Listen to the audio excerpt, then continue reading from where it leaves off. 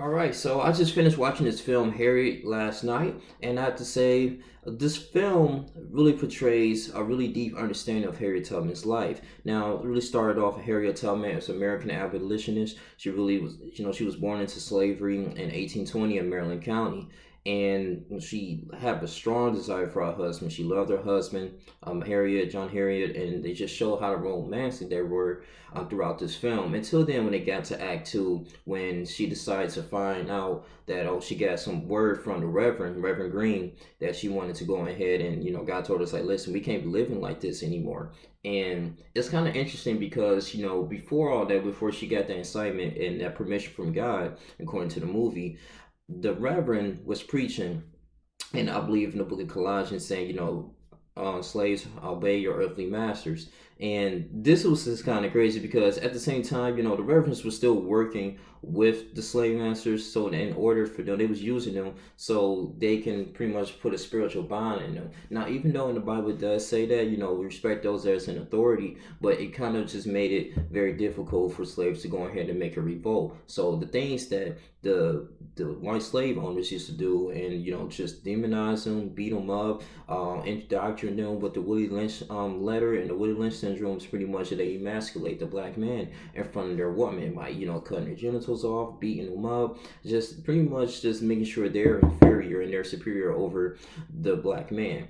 And it just makes me think on a spiritual level that even though they having the reverends coming here every Sunday talking to them during the slavery, but they not receiving the word of God, and they just doing that from their own bidding. So pretty much, to make a long story short, Harriet kind of understood that, and she was like, we can't live this. I can't live this anymore. She was like about 29 or 30 years old. She wanted to be with her husband, and her whole motivation was that she was going to be sold into slavery, or they was going to be into a different plantation. She was going to be sold to South Carolina away from her husband. She was like, no, I gotta find a way. Like, I can't do this. And she got told, she came together in her mind, told God what she needed to do. um, she ended up leaving. She ended up leaving and just finding a way going north. And that's when she got the signals directions to going to the north differ. And she followed north. She followed the map, and she was gonna literally go, but at the same time, she still find a way and utilize the Holy Spirit to get her into some type of freedom. Now, when she reached Pennsylvania, which is a really cool thing, the actress was really great, man. The man who actually documented every runaway slave and where they was from, where their occupation is, where was their motivation, and how did their slave masters treat them during that time in their tenure. So she developed a relationship with this man, and she found out like, what, I got to go out and get some more people. And this was a really inspirational because she could have easily said, forget all this, I ran like 100 miles. I'm crossing rivers, ducking, dodging, I had no weapon, I could have died, I didn't sleep for like 2 or 3 days.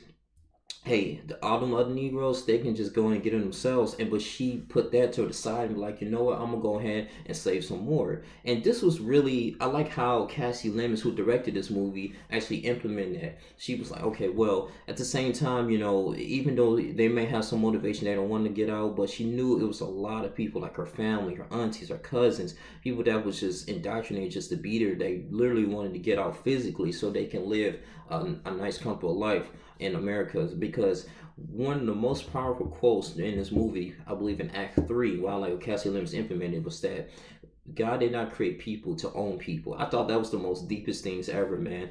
And some of the things were probably historically inaccurate. I just didn't like around Act 2 how she came back. She found some information on how to get to Pennsylvania and get to back, because in that particular time, Maryland, that was a free state. They wasn't really participating in the slave trade like that. But for the most part, man, she came back and she found out that her husband cheated on her and actually impregnated another woman and got married to another woman.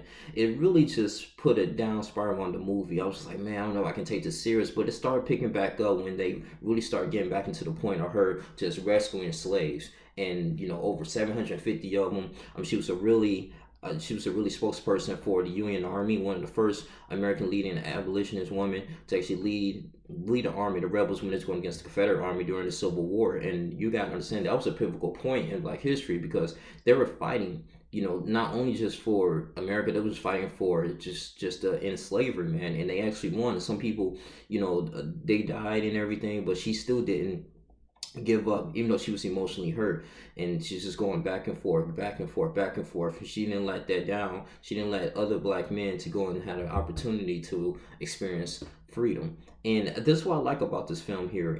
Actually, me doing further research on Mr. Harriet Tubman, and she was a baker. She was a nurse. She actually sell baked goods when she was a single. She was just a single woman at the particular time, and before she revisited, had to reinvent herself in Auburn, New York, and that's where she settled in. She died in 1913, I believe. But overall, this movie was okay. It was decent. It was just me in the theater. It was actually two other people in there, but they ended up leaving. But man, I don't think the movie was that. It shouldn't get that too much flack. I mean, it should just get an Oscar performance. I don't know, man. It's worthy. I would say the screenplay is decent, man. I mean, it really got straight to the point for a biopic movie. Of course, they didn't really put in John Brown, who was actually a white abolitionist. Now, he was the one who was really one that started a revolt here. I wish they would have had to implement John Brown, but I'm pretty sure due to the budget and the timing, they only could do so much. But just doing any of that unnecessary scene with her just seeing her husband, just find out her husband cheated on her. I don't really think that was really historically accurate. I think they was just trying to spice up a little more drama. But let's get into Janelle Monae's character. And Janelle Monae's character in Act 2 was really good. I mean, she played as a really supporting role for her. She was a free slave in that particular time. And they had two different perspectives, and like how Harriet stood up for herself when she made a smart comment. She was like, oh well, you smell like a dog, now go ahead and go in and take a bath. She was like, you don't understand, like just running away from slavery, just trying to acquire freedom for 100 miles. Of course you're going to smell like this, the smell of fear, smell of distasteful. And then she was like, oh, I'm sorry, like you don't know what it's like. But they ended up developing a good relationship as the time progressed, man, in that movie. But the really sad part is that how Janelle Monae was killed in that movie due to some bounty hunters from this gentleman. Now, I don't know if there was actually black bounty hunters back then in the 1800s. I don't think any historians or in history books they said that would happen. I don't know. They just put that down there. But there were not Uncle Toms, were Sambos, because Uncle Toms was actually a proper term for black people that really wanted them to read, write. They helped them get jobs. They helped them do very successful things without the white man's approval. But they was called Sambos for the most part. That really kind of inspired through the Jim Crow laws and the minstrel shows. They used to paint black faces and just act like a stereotypical black person, like they were just illiterate or nothing. They can't do anything just productive. But for the most part, man, she died, and by this bounty hunter that was trying to find her, that was just realizing and calling her Moses Minty that, wow, I mean, our property is losing, because you understand the slaves worth like $2,000, $3,000. They're worth a lot of money, and they're the ones that are just used for very cheap labor to help the slave owners, manage their crops, manage their money, all kinds of stuff, man. And you mean to tell me like they just run away? Like, who's gonna work on this? Who's gonna work on these type of machinery? Who's gonna work on this kind? Who's gonna help just cultivate this land that I have? And they was really getting upset, so they started to kind of realize like, okay, well, who is this woman? Where is she? And they was going in, just fighting her husband, fighting just people, brutalizing them that had some type of connections with Miss Harriet Tubman. Now, they did show that in the movie. I think that was historically accurate, because at the same time, those are your property. You don't want just any other slaves just dying. And they wanted answers, man. She was like the most wanted person during the South, man. But she did not allow that to stop her. She continuously to go back and forth, and she made necessary connections to be the conductor for the anti-slavery network. But I just want to sit up here and say, this movie, it wasn't that bad, And I'm a very critical person when it comes to movies. I don't think this movie here just did a really bad job. I give this an 8.1 out of 10. It's just some things in there that was just kind of like, eh. But for a Harriet Tubman movie, I mean, this was decent, man. And just like how towards the end, when she really was the spokesperson for that Union Army, because that did happen, and she serves as a spy, one of the first spy to actually go ahead and spy against the Confederate Army, man, and to kind of actually believe that aid and help the rebels to go ahead and defeat the Confederate soldiers, man. And this is very important, man. So the Underground Railroad, that's a huge thing. It was a network of people. I'm just going into Canada, also too, most important thing, they signed in 1850, September 18th, the Fugitive Slave Act. And the Fugitive Slave Act is just allow runaway slaves to be back into slavery through Northern free soldiers. That was a really important, man. I really showed how it was like a mob. It was just people just losing their cool, man, in Pennsylvania, because they was like, all right, we in these nice states in Pennsylvania, New York. You mean to tell me these signed as a fugitive slave? That is before Abraham Lincoln became president, and this was a huge thing for a lot of African Americans, man, because they was like, man, even though I'm a slave, I'm a free. I can, if I get caught or whatever, they can just take me back into slavery. This is ridiculous, man. And it was just crazy, man. It was just a different time, man. But it really showed how the emotional connection, how these slaves went through, man. So, and I like how she had a connection with God too. Even though everything was against her, she did not allow fear to stop her. When they was crossing that river, she was like, "Let these still waters, like God, let these waters be still. Let me cross here." And people saw her faith, how she crossed the river into going ahead again towards the Pennsylvania, and they did it.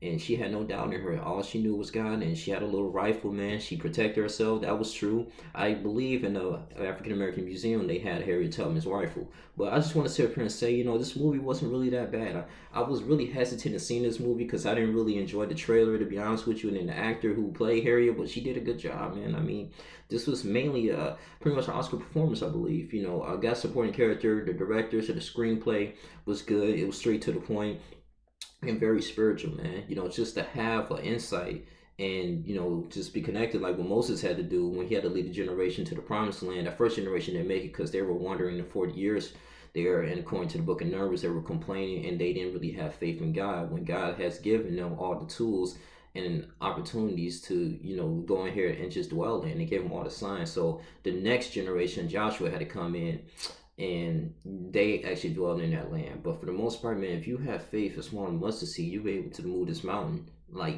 all this stuff is extremely important, man. So this was good, man. Faith is confidence that you hope for and assurance that you cannot see. And with this movie here displayed this, I believe they did a really good job with this. So that's all we have to say, man. If you guys seen this movie here, you guys continuously like, comment, subscribe. Tell me what you guys think of this film. I know we get a lot of just hate from this, but I want to say, here it wasn't bad. It was okay. It was decent, man. I was thoroughly impressed. Really, I really was. But this your boy Link, Trust with Cassie Lemons. It was distributed by Focus Features. Producers were Gregory Allen Howard, Deborah Martin Chase, Daniela Tamplin Lundberg. Screenplay was written by Gregory Allen Howard and Cassie Lemons. So they did a really good job. I just didn't, like I said, I didn't really like Act 2, but for the most part, man, just her just having interaction, all the obstacles that she went through in Act 2, but she still continuously to have that mind and goal to save as many slaves as she can into freedom, man. So that's all I really have to say. You guys continue to like, comment, subscribe. I'm out. Deuces.